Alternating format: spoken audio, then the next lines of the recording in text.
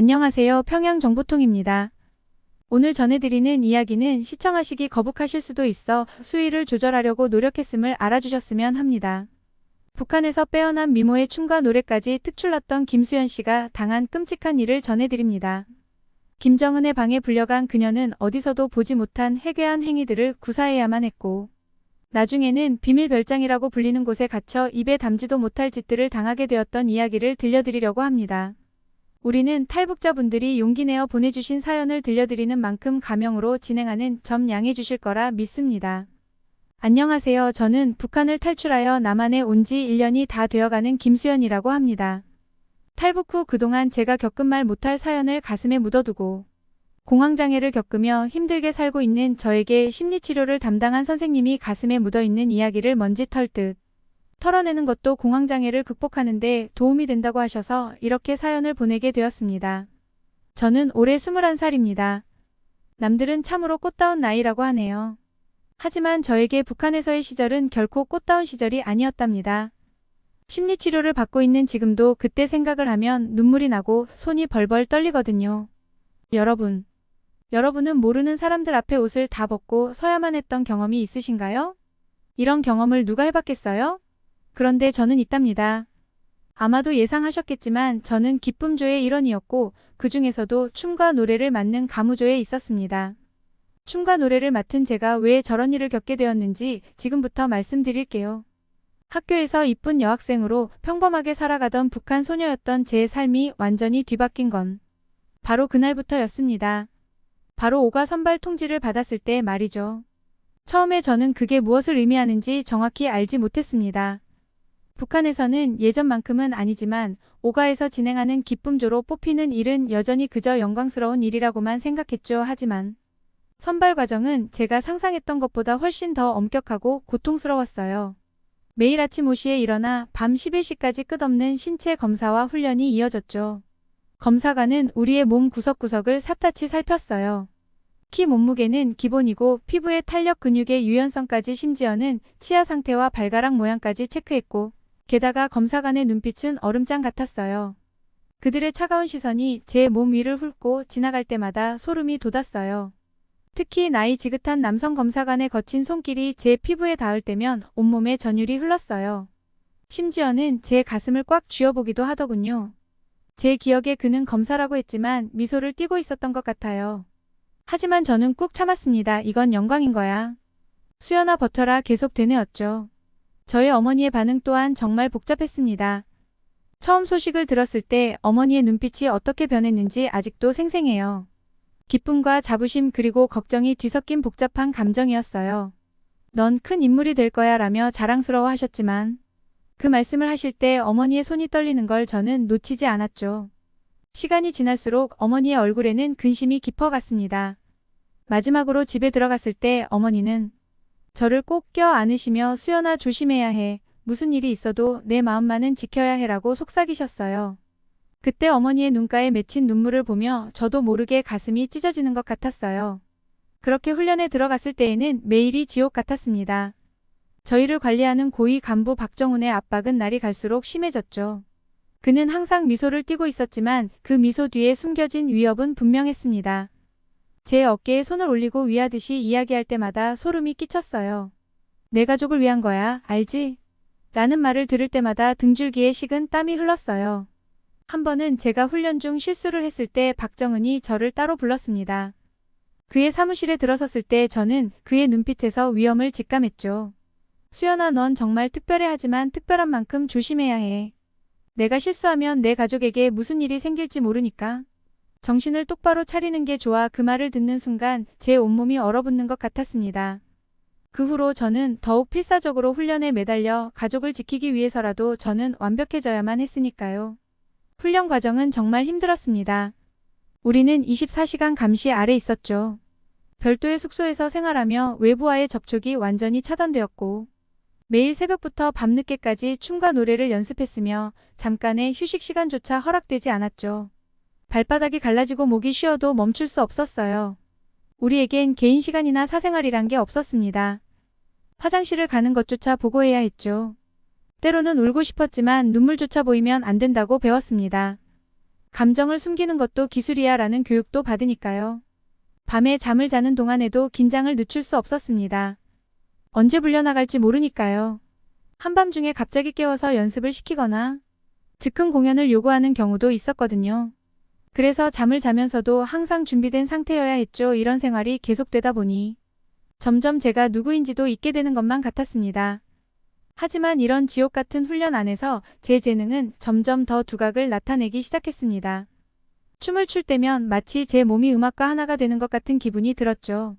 우리식 창법으로 노래할 때는 제 목소리가 마치 다른 사람의 것처럼 아름답게 울려 퍼졌고 관리자들도 제 실력에 감탄하며 칭찬을 아끼지 않았어요. 김수연. 넌 정말 특별해. 지도자님도 너를 보시면 틀림없이 좋아하실 거야. 하지만 이런 관심이 제게 좋은 것만은 아니었습니다. 저에 대한 기대와 관심이 높아질수록 다른 동료들의 시선이 점점 더 차갑게 변해가는 걸 느낄 수 있었거든요. 특히 제 외모 때문에 더 심했죠. 어릴 때부터 예쁘다는 소리를 자주 들어왔는데 여기서는 그게 오히려 독이 되더라고요. 한 번은 화장실 안에서 우연히 동료들의 대화를 엿듣게 되었습니다. 쟤는 뭐야 얼굴을 성형이라도 한 거 아니야? 목소리도 그렇고 누가 봐도 지도자님 취향이잖아. 우리가 아무리 노력해봤자 소용없을지도 몰라. 그들의 말에 가슴이 아팠습니다. 저도 그들처럼 하루하루 피땀 흘려 노력하고 있는데 그저 타고난 것 때문에 미움을 받는다는 게 너무나 억울했어요. 그렇게 시간이 지날수록 점점 동료들은 저를 따돌리기 시작했습니다. 연습 시간에 파트너가 필요할 때면 아무도 제게 오지 않았고 식사 시간에는 혼자 앉아 밥을 먹어야 했죠. 심지어 제 물건들이 종종 없어지거나 망가져 있는 경우도 있었어요. 이런 상황 속에서 지민이만이 제 유일한 친구였습니다. 그 애는 제게 너무 신경 쓰지 마. 다들 질투하는 거야. 넌 정말 대단해라고 위로해주곤 했죠. 하지만 지민이조차도 가끔은 제 재능에 압도당하는 듯한 표정을 짓고는 했어요. 그럴 때마다 저는 제 재능이 축복인지 저주인지 혼란스러웠죠. 관리자들은 제 재능을 더욱 발전시키기 위해 특별 훈련을 시켰습니다. 그럴 때마다 다른 동료들의 시선은 더욱 날카로워졌고 역시 편애하는구나. 우리는 들러리야. 이런 말들이 제 귀에 들려올 때마다 저는 점점 더 고립되는 기분이 들었죠. 결국 저는 제 재능을 숨기려고 노력하기 시작했습니다. 일부러 실수도 하고 목소리를 조금 낮추기도 했죠. 더 이상 뒤에서 들리는 말들이 감당이 안 될 것 같았거든요. 하지만 그럴 때마다 관리자들의 질책이 쏟아졌고 저는 더욱 혼란스러워졌어요. 제가 어떻게 해야 할지 모르겠더라고요. 이렇게 재능과 외모 때문에 고립되고 갈등하는 상황이 계속되면서 저는 점점 더 내면으로 숨어 들어갔습니다. 겉으로는 환한 웃음을 지었지만 속으로는 날마다 울었죠. 이게 정말 제가 꿈꾸던 삶이 맞는 걸까요? 영광스러운 자리에 올랐다고 하지만 저는 그저 외롭고 두려울 뿐이었어요. 훈련이 지속되어 가면서 저는 이미 많이 변해 있었습니다. 더 이상 순수한 17살 소녀가 아니었죠. 제 안에서 뭔가가 죽어가고 있다는 걸 느꼈어요. 하지만 그때 저는 그게 정확히 무엇인지 알지 못했죠. 그렇게 저는 가무조 안에서 최고의 일원으로 뽑히게 되었을 때에도 저는 이상하게도 아무 느낌이 없었습니다. 기쁨도 슬픔도 두려움도 그저 공허함만이 가득했죠. 제 이름이 호명되면 저는 로봇처럼 앞으로 나가 인사를 할 뿐이었습니다. 박수 소리가 들리긴 했지만 마치 먼 곳에서 들리는 것처럼 희미했어요. 모두가 이곳이 영광스러운 자리라고 하지만 제 마음속에는 이미 어두운 그림자가 드리워지기 시작했습니다. 최고의 선발이 끝나고 얼마 지나지 않아 저와 지민이는 첫 공식 임무를 받게 되었습니다. 그동안은 훈련 과정에서의 소소한 공연과 훈련들이 있다면 이번에는 정말 큰 곳에서 공식 임무를 펼치게 되는 자리였죠. 평양의 대형 무대에서 고위 간부들과 외국 사절단을 위한 공연을 할 예정이었어요. 그날 아침 저는 너무나 들떠 있었습니다. 드디어 제 재능을 인정받아 중요한 무대에 설 수 있다는 자부심으로 가득 차서 저는 거울 앞에 서서 마지막으로 의상과 화장을 점검했습니다. 화려한 의상을 입고 있는 제 모습이 마치 다른 사람 같았죠. 지민이가 제 옆에 와서 속삭였어요. 수연아, 너무 긴장하지 마. 우리가 제일 잘하잖아. 무대에 올라가면 아무 생각도 나지 않을 거야. 걱정 마. 그 말에 조금 안심이 되었습니다. 막이 오르고 음악이 시작되자 지민이의 말처럼 저는 모든 걱정을 잊게 되었습니다. 그저 음악에 몸을 맡기고 춤을 췄죠. 노래를 부를 때는 제 목소리가 온 공간을 가득 채우는 것 같았습니다. 관객석에서 들려오는 박수 소리와 환호성에 저는 더욱 신이 났어요. 이게 바로 내가 꿈꾸던 거야 라고 생각했죠. 공연이 끝나고 커튼이 내려졌을 때 저는 흥분과 기쁨으로 가득 찼습니다. 다른 동료들도 저와 지민이를 축하해 주었고 관리자들도 만족스러운 표정을 지었죠. 그때만 해도 저는 이게 시작일 뿐이라고 생각했어요. 더 큰 무대에 더 많은 박수갈채, 그런 꿈에 부풀어 있었죠. 하지만 그 기쁨은 정말 잠시였습니다. 공연이 끝나고 얼마 지나지 않아 저희는 한 고위 간부에 의해 불려가게 되었거든요. 그는 우리를 차에 태워 어딘가로 데려갔습니다. 그리고 마침내 차가 멈춘 곳을 보고 저희는 깜짝 놀랄 수밖에 없었습니다. 살면서 처음 보는 으리으리한 집이 눈앞에 펼쳐져 있었거든요. 더 놀라운 것은 그곳이 김정은의 집이라는 사실이었죠. 저와 지민이는 눈이 휘둥그레져서 서로를 바라봤습니다. 여기가 정말 그곳이야? 지민이는 작은 목소리로 물었고 저는 처음 보는 광경에 그저 고개를 끄덕일 뿐이었죠. 저택의 웅장함에 압도되어 말문이 막혔어요. 그렇게 저희는 안내를 받아 저택 안으로 들어갔습니다. 호화로운 내부 장식에 저도 모르게 감탄사가 나왔어요. 지민이도 연신 주변을 둘러보며 놀란 표정을 감추지 못했어요. 그때 간부가 우리를 한방 앞에 세우더니 말했습니다. 들어가. 그의 차가운 말에 저희는 긴장이 되었습니다. 서로를 쳐다보고 심호흡을 한 뒤 조심스럽게 문을 열고 들어갔죠. 그리고 들어가자마자 저희는 고개를 푹 숙이고 말았습니다. 그 안에 최고 지도자 김정은이 있었거든요. 저와 지민이는 너무 놀라 그 자리에 얼어붙었죠. 곧바로 고개를 숙여 공손히 인사를 드렸습니다. 그러면서도 지금의 상황을 믿을 수가 없었습니다. 김정은의 방에 들어간다는 건 정말 엄청난 일이었거든요. 가끔 김정은의 방에 들어가는 기쁨조 일원이 있다고는 들었지만 정말 소수에 불과했습니다. 게다가 저희 같은 신분의 사람들에겐 상상조차 할 수 없는 일이었죠. 그의 눈빛은 날카로웠고 입가에는 미묘한 미소가 걸려 있었습니다. 김수연, 박지민 너희 둘의 공연이 인상적이었다. 그래서 불렀지. 그 말에 저는 몹시 기뻤습니다. 인정을 받았다는 생각에 그간의 고생이 사라지는 듯 했어요. 그런데 몹시 영광스러운 순간인데 기쁨과 함께 왠지 모를 두려움이 엄습해왔어요. 지민이의 손이 살짝 떨리는 걸 보니 아마 그애도 저와 비슷한 감정이었다 것 같았습니다. 그렇게 그날 저희는 김정은의 말에 즐겁게 웃으며 리액션을 하고 공연에서 불렀던 춤과 노래를 살짝 보여드리는 정도로 시간을 보내고 나왔습니다. 생각보다 다정하고 웃음이 많으신 분이라는 생각이 들더군요. 그때에는 정말로 그랬습니다. 하지만 그날 이후로 김정은은 저희를 자주 불러 사적인 공연을 요구하기 시작했습니다. 처음에는 그저 춤과 노래를 보여주는 정도였죠. 하지만 점점 그의 요구는 이상해졌어요. 특정 신체 부위만 노출한 채 춤을 추라고 할 때도 있었고 심지어는 온몸에 과일을 붙이고 있으라고 하기도 했죠. 이런 요구들은 우리가 배운 가무와는 전혀 관계없는 이상한 것들이었습니다. 당연히 처음에는 거부하고 싶었죠.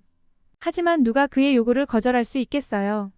제가 그토록 사랑하던 춤과 노래가 이렇게 왜곡되고 무시당하는 현실이 너무 고통스러웠어요.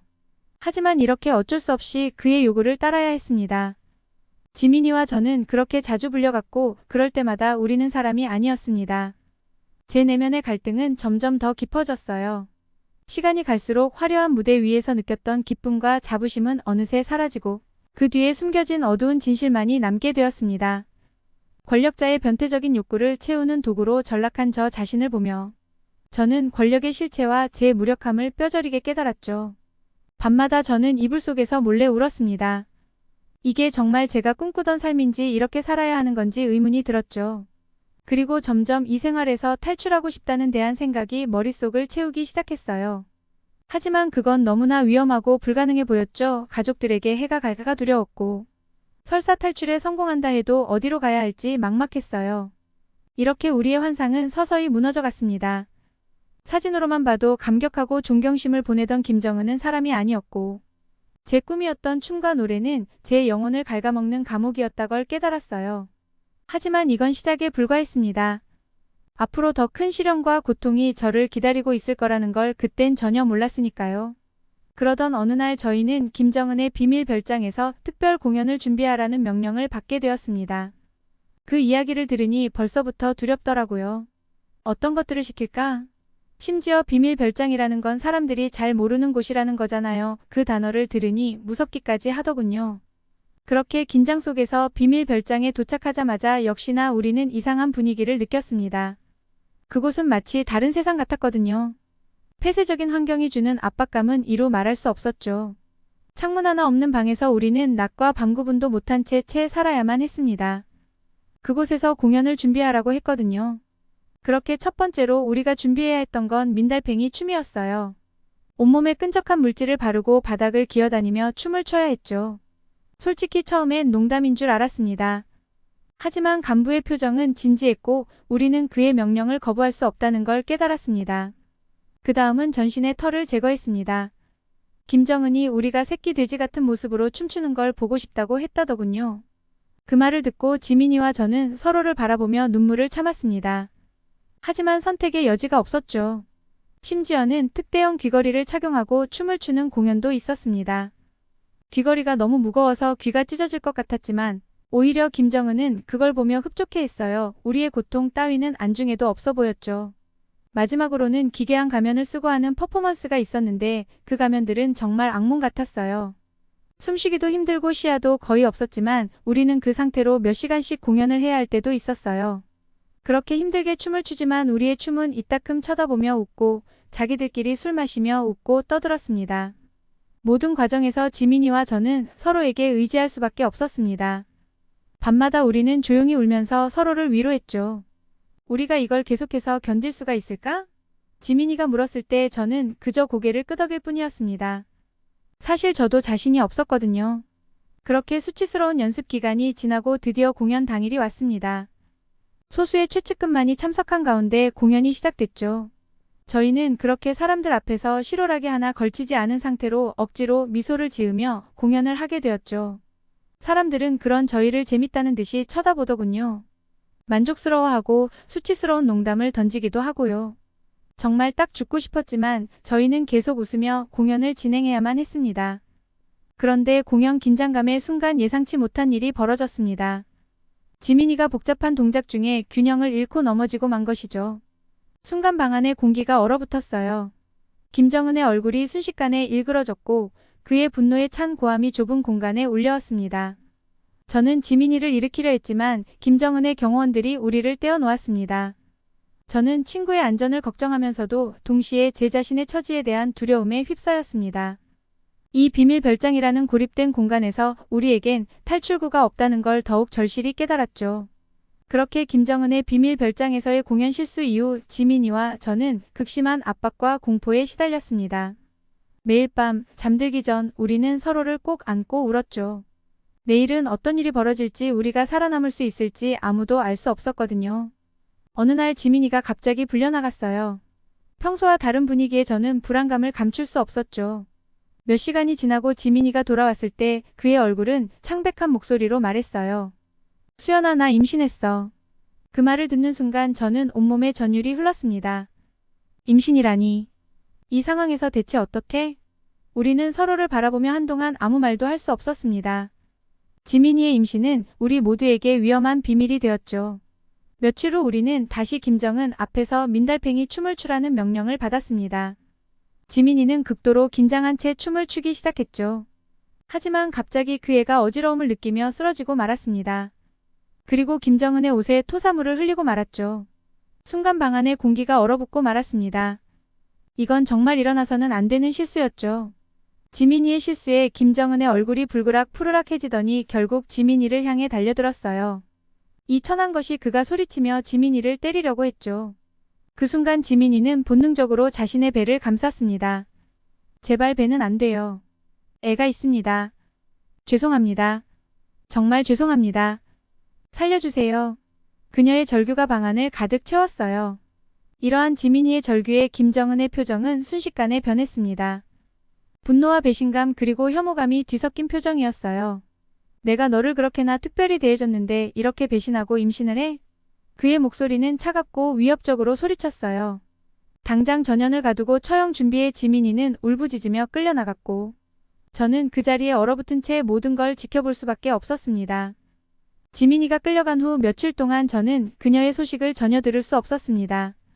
그렇게 불안과 공포 속에서 하루하루를 보내던 어느 날 복도에서 경비원들의 작은 대화를 우연히 엿듣게 되었죠. 그 여자애 어제 처형됐다더라. 임신한 걸 알면서도 그렇게 하다니 지도자님 분노가 얼마나 컸으면. 순간 제 귀에서 웅웅거리는 소리가 들렸어요. 지민이가 죽었다고? 믿을 수가 없었습니다. 결국 저는 다리에 힘이 풀려 그 자리에 주저앉고 말았죠. 눈물이 멈추질 않았어요. 제 가장 친한 친구, 지옥 같은 곳에서 유일하게 의지할 수 있었던 사람이 이렇게 허무하게 사라져 버렸어요. 그날 밤 저는 방구석에 웅크리고 앉아 계속해서 울었습니다. 지민이의 웃는 얼굴과 우리가 함께 춤추던 순간들, 서로를 위로하며 보냈던 시간들, 모든 기억이 주마등처럼 스쳐 지나갔죠. 동시에 극도의 공포감이 저를 덮쳤어요. 다음은 내 차례일 거야. 그때 조심스럽게 문을 두드리는 소리가 들렸습니다. 깜짝 놀라 고개를 들어보니 한 경비원이 문틈으로 저를 바라보고 있었죠. 그런데 그의 눈빛은 다른 경비원들과 달랐어요. 차갑지 않고 오히려 동정심이 깃든 것 같았죠. 괜찮습니까? 그가 조용히 물었습니다. 저는 대답하지 않았어요. 그러자 그가 조심히 방 안으로 들어와 문을 닫았어요. 제 이름은 이태영입니다. 그가 말했어요. 당신을 도와드리고 싶습니다. 저는 여전히 그를 경계하며 말했습니다. 저를 왜요? 당신은 그들 중 하나잖아요. 그의 표정이 슬퍼 보였어요. 절대 뒤돌아보지 마세요. 그날 밤 제 심장은 터질 듯이 뛰었습니다. 살금살금 뒷문으로 향하는 동안 온갖 생각이 스쳐 지나갔죠. 잡히면 어떡하지? 가족들은 괜찮을까? 이게 정말 옳은 선택일까? 뒷문에 도착했을 때 약속대로 트럭이 기다리고 있었어요.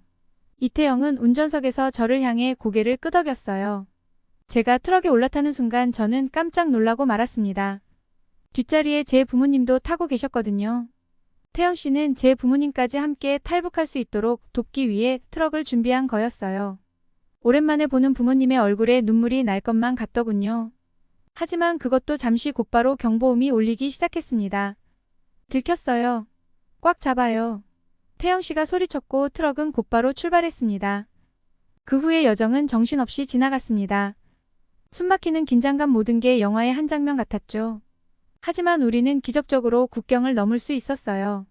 그렇게 중국에 도착한 후 태영 씨는 우리 가족을 안전가옥으로 안내했습니다. 여기서 며칠 머무르세요. 그 후에 한국행 루트로 안내할 사람들이 올 겁니다. 그가 말했어요. 헤어지기 전 우리 가족은 그에게 깊이 고개 숙여 감사를 표했고, 고맙고 감사한 그는 그렇게 호련히 떠났습니다. 그의 도움이 없었다면 저는 여전히 그 지옥에 갇혀 있었을 거예요. 그렇게 험난한 탈북 과정을 버티고 마침내 우리 가족은 한국에 도착했습니다. 한국 도착 후 우리 가족은 너무나 다른 세상에 지난 세월이 억울해서 오열했고, 우리 가족이 탈북에 성공하여 이곳에 온 행운에 기뻐서 울었습니다. 그 후 우리는 사회복지사의 도움을 받아 새로운 삶에 적응해 나갔습니다. 처음에는 모든 게 낯설고 두려웠죠. 자유롭게 말하고 행동하고 생각할 수 있다는 게 오히려 부담스럽게 느껴졌어요. 수연 씨, 천천히 해도 돼요. 모든 게 시간이 걸리는 법이에요. 사회복지사는 자주 저를 위로해 주셨죠. 그분의 따뜻한 말 한마디 한마디가 제게는 큰 힘이 되었어요. 저는 한국에 와서도 자주 가위에 눌리고 사람들이 있는 곳에는 갈 수가 없고 사람들의 시선이 무서웠어요. 때때로 숨을 쉴 수가 없는 공포에 사로잡히기도 했어요. 공황장애라는 진단을 받았어요. 사회복지사님은 심리상담도 받을 수 있게 연결해 주셨어요. 그러던 어느 날 복지사님의 소개로 한 언론인을 만나게 되었어요. 그는 제 이야기에 깊은 관심을 보였죠. 김수연 씨의 경험을 세상에 알리고 싶습니다. 북한의 인권 실태를 고발하는 데 도움이 될 거예요. 그의 제안에 저는 잠시 망설였어요. 제 이야기를 공개하는 게 두려웠죠. 하지만 동시에 이것이 제가 할 수 있는 일이라는 생각도 들었어요. 며칠 생각해 보겠다고 하고 많은 고민을 한 후에 그를 다시 만났습니다. 북한 인권 문제에 도움이 된다면 제 이야기를 들려드리겠습니다. 저는 지금 그분과 북한의 인권 문제에 대한 국제적 관심을 촉구하고 있어요. 때로는 가슴 먹먹하게 통증이 밀려와 힘들고 고통스럽지만 이것이 제가 해야 할 일이라고 믿었습니다. 가끔 밤에 잠을 이루지 못할 때면 지민이와 다른 기쁨조 여성들의 얼굴이 떠오르기도 해요. 그리고 나를, 우리 가족을 지옥에서 꺼내준 태영 씨 소식이 많이 궁금하기도 합니다. 그래서 저는 그들을 구해야 한다는 책임감에 그들을 위해서라도 더 열심히 살아야겠다는 다짐을 하게 돼요. 그렇게 저는 오늘도 용기를 내어 새로운 삶을 살아가고 있어요. 언젠가는 북한에 남아있는 모든 사람들이 자유를 누릴 수 있기를, 그리고 제가 그날을 볼 수 있기를 간절히 바랍니다. 저는 고통스럽고 슬픈 과거를 심리상담을 받으며 내면 치유도 함께 하고 있습니다. 내면의 강건함을 위해 이렇게 긴 글을 전하게 되었습니다. 이 글을 끝으로 더 이상 내게 더러운 과거가 잊혀지길 바라봅니다. 이제 저는 희망찬 미래를 향해 나아가고 싶습니다. 제 이야기가 누군가에게 힘이 되길, 그리고 세상을 조금이라도 더 나은 곳으로 만드는데 도움이 되길 바라며 이 글을 마칩니다. 전하기 힘든 사연을 보내준 김수연님께 감사드립니다. 지난 인생을 정리하듯 다 털어내셨으니 이제 앞날에 평안이 깃들기를 기원합니다. 행복하세요. 평양정보통을 시청해주신 모든 분께 감사드리며 매일매일의 행운이 함께하길 기원합니다. 감사합니다.